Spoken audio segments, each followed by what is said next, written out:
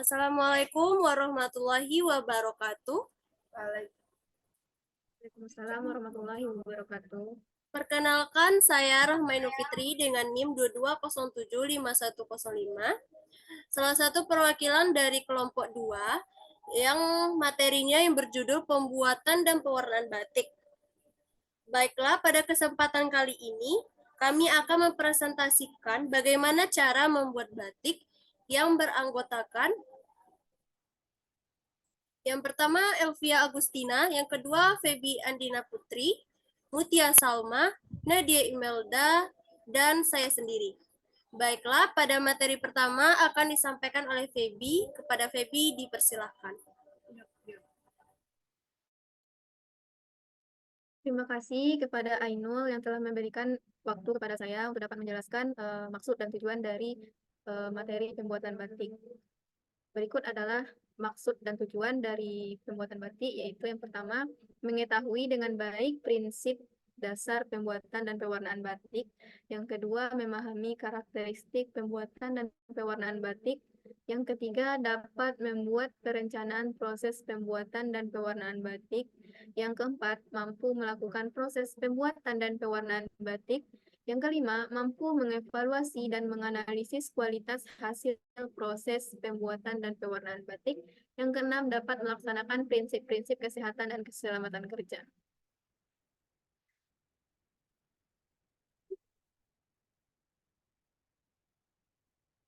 Adapun teori singkat dari batik, batik tulis merupakan batik yang pembuatan awal sampai akhir menggunakan tangan dengan alat utama yaitu canting.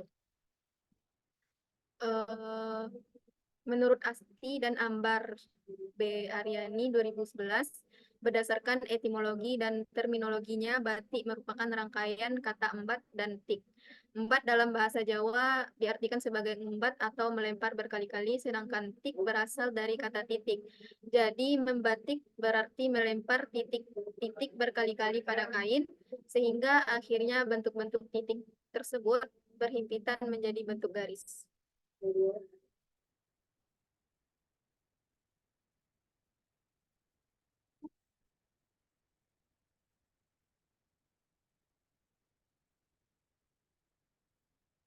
Sejarah batik yaitu yang pertama, perkembangan batik banyak dilakukan pada zaman Kesultanan Mataram, lalu berlanjut pada zaman Kesultanan Surakarta dan Kesultanan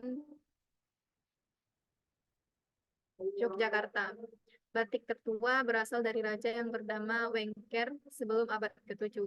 Kerajaan di Jawa Tengah belajar membuat batik dari Ponorogo.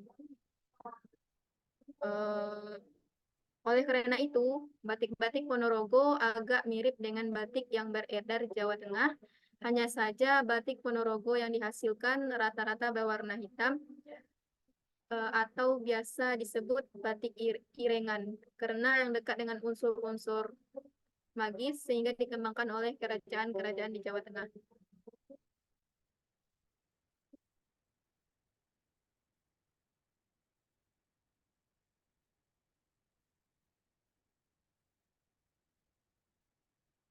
Eksistensi batik Ponorogo hingga abad ke-20 merupakan surga bagi para pembatik. Kesenian batik di Pulau Jawa meluas setelah akhir abad ke-18 atau awal abad ke-19. Teknik batik diketahui lebih dari 1000 tahun lalu, kemungkinan berasal dari Mesir kuno atau Sumeria.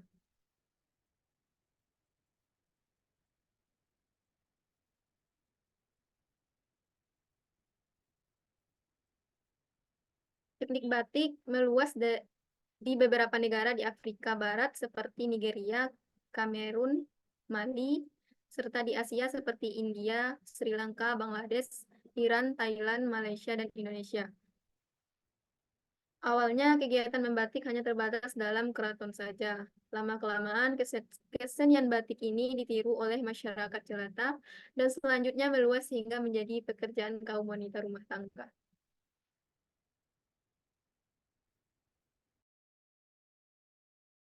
Sekian dari saya kembalikan kepada Ainul.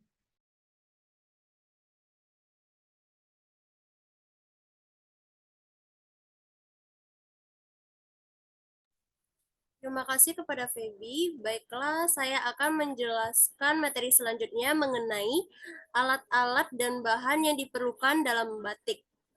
Nah, yang pertama, kompor. Pada proses pembuatan batik tulis, kompor digunakan untuk melelehkan lilin atau malam. Yang kedua, canting. Canting pada proses pembuatan batik tulis, canting digunakan sebagai alat untuk melukis di atas kain. Yang kedua yaitu timbangan digital. Pada proses pewarnaan batik, timbangan digital digunakan untuk menimbang zat-zat yang diperlukan. Nah, yang keempat adalah panci. Panci pada pewarnaan batik digunakan sebagai perebus air untuk melelehkan lilin pada kain yang sudah diwarnai. Selanjutnya yaitu ada pengaduk. Pada pewarnaan batik, pengaduk digunakan sebagai pengaduk untuk mencampurkan zat-zat yang akan digunakan. Yang kedua ada ember.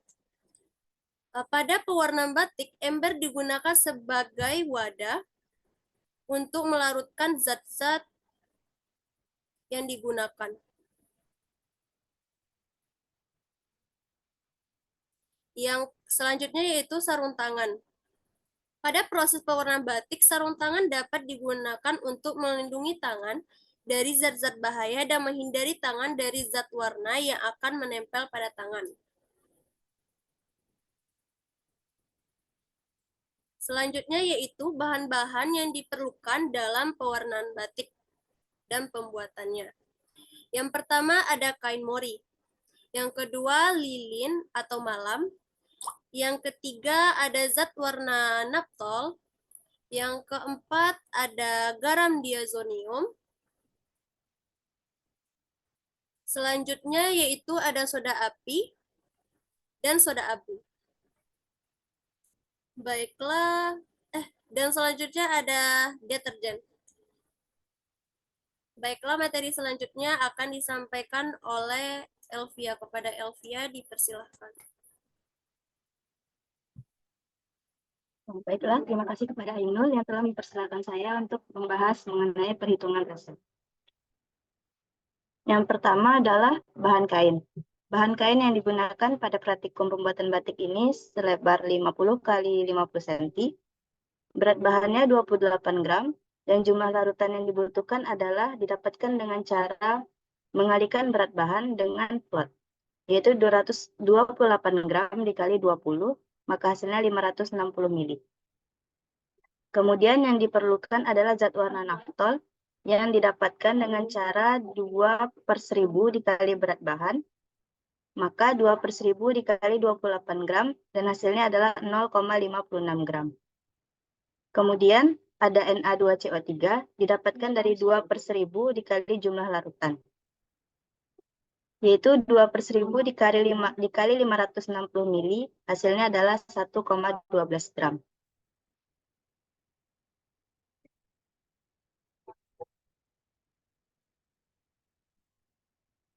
Perhitungan selanjutnya adalah garam diazonium. Garam diazonium ini didapatkan dengan cara 10/1000 dikali jumlah larutan, yaitu 10/1000 dikali 560 ml, maka hasilnya adalah 5,6 gram.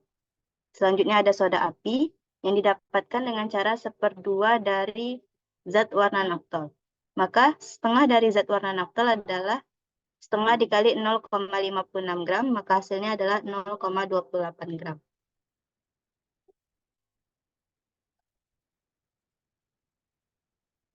Selanjutnya adalah fungsi zat yang digunakan. Adapun zat-zat yang digunakan dalam proses pembuatan batik ini ada 5, yaitu yang pertama adalah zat warna naphthol. Pada proses pembuatan batik ini, zat warna naphthol berfungsi untuk mewarnai bahan yang sudah dibatik. Yang kedua, garam diazonium. Garam diazonium berfungsi pada proses pembuatan batik ini untuk memunculkan warna sesuai yang diinginkan pada kain batik. Yang ketiga adalah deterjen. Deterjen pada proses pembuatan batik ini digunakan sebagai pembuka serat kain. Yang keempat adalah soda api. Pada proses pembuatan batik ini, soda api digunakan untuk melorotkan lilin-lilin batik dan juga digunakan untuk membuat larutan pewarna batik dan sebagai pengering warna agar merata dan meresap ke seluruh kain. Dan yang terakhir adalah soda abu. Pada proses pembuatan batik ini, soda abu digunakan untuk pelorotan atau penghilangan lilin batik dengan lebih mudah dan meningkatkan kekuatan tarik kain batik. Sekian yang bisa saya jelaskan, saya kembalikan kepada Ainul. Baiklah, terima kasih kepada Elvia. Selanjutnya, materi yang akan dijelaskan oleh Nadia. Kepada Nadia, dipersilahkan. Baiklah, terima kasih kepada moderator. Langkah kerja pembuatan batik. Pertama, siapkan alat dan bahan. Yang kedua, buatlah desain motif batik sesuai keinginan. Yang ketiga, jiplak motif di atas bahan mori. Yang keempat, setelah pola selesai dijiplak, panaskan lilin atau malam. Yang kelima, mulailah membatik menggunakan stamping.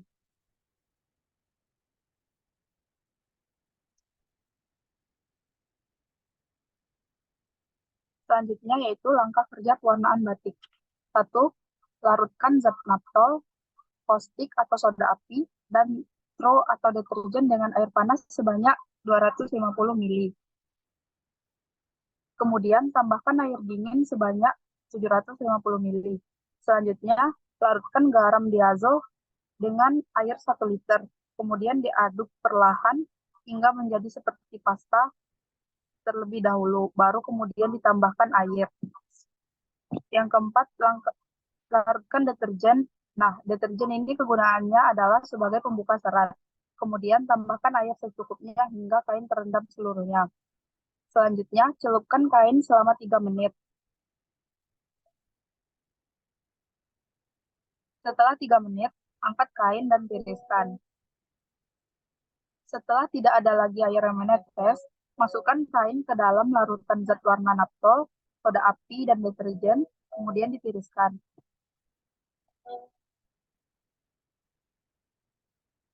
Setelah itu, masukkan bahan ke larutan garam. Pastikan warna merata, kemudian ditiriskan. Kemudian langkah selanjutnya yaitu bilas dengan air bersih.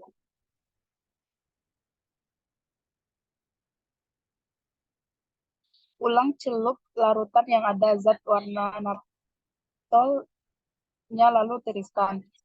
Kemudian celupkan lagi ke garam naptol. Ulang sebanyak 2-3 kali.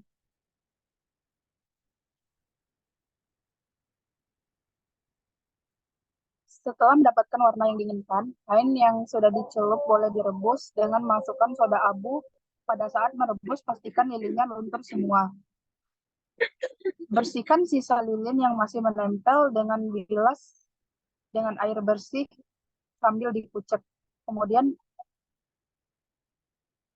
sekian penyampaian materi dari saya kembalikan kepada moderator. Terima kasih kepada Nadia. Itulah merupakan langkah-langkah dalam pembuatan dan pewarnaan batik. Nah, selanjutnya materi yang akan disampaikan oleh Mutia Salma mengenai hasil evaluasi selama pembuatan batik tersebut. Kepada Mutia dipersilahkan. Baiklah, terima kasih kepada moderator. Berdasarkan hasil praktikum pembuatan batik, yaitu yang pertama ada uji ketahanan luntur warna. Untuk mengetahui ketahanan luntur warna terhadap pencucian dapat dilakukan dengan cara pencucian yang dilakukan secara berulang-ulang. Dan dibandingkan dengan hasil sebelum dicuci, dengan bahan yang sudah dicuci. Uji ketahanan luntur warna bertujuan untuk mengetahui nilai ketahanan luntur warna pada hasil pencelupan bahan. Dari hasil pencucian yang sudah dilakukan, tidak ada hasil kerataan warna. Setelah dilakukan praktikum pewarnaan batik pada bahan mori, terdapat warna yang tidak rata di beberapa bagian pada bahan mori. Ketidakmerataan pewarnaan pada batik terjadi karena kurangnya perendaman kain dalam larutan zat warna. Kurangnya pengadukan kain dalam larutan zat warna. Selanjutnya yaitu kesimpulan. Dari hasil praktikum yang telah dilakukan, maka dapat disimpulkan bahwa pada proses pewarnaan batik memperoleh batik yang baik, serta ketahanan luntur warna yang dihasilkan juga baik. Namun, kerataan warna yang dihasilkan tidak rata. Hal itu dapat terjadi karena disebabkan oleh zat warna yang menyebar tidak merata pada permukaan air. Teknik percetakan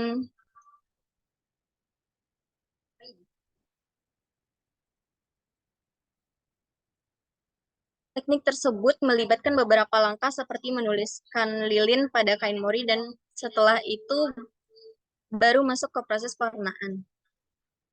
Batik memiliki berbagai karakteristik, yaitu seperti corak dan polanya, jenis hiasnya, motif, dan warnanya. Sekian dari saya kembalikan kepada moderator. Terima kasih kepada Mutia. Baiklah, sekian presentasi dari kelompok 2. Apabila ada salah kata, kami mohon maaf. Wabillahi taufik wal hidayah. Wassalamualaikum warahmatullahi wabarakatuh. Waalaikumsalam warahmatullahi